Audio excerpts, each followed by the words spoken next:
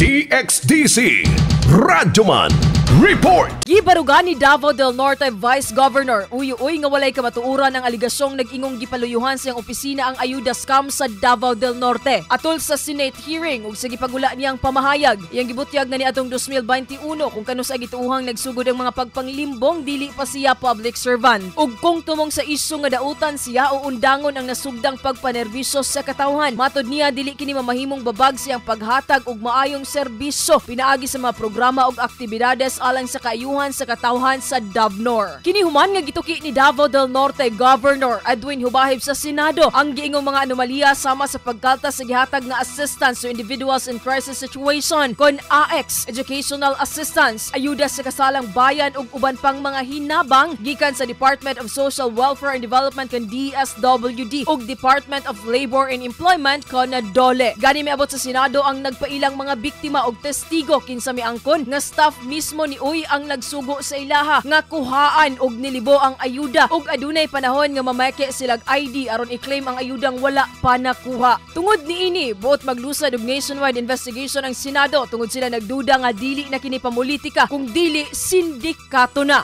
Kasama mo sa balita og serbisyo publiko. Radyoman Ivy Parido, Tatak, RMN. RMN News. Diretso Balitang Metro Davao.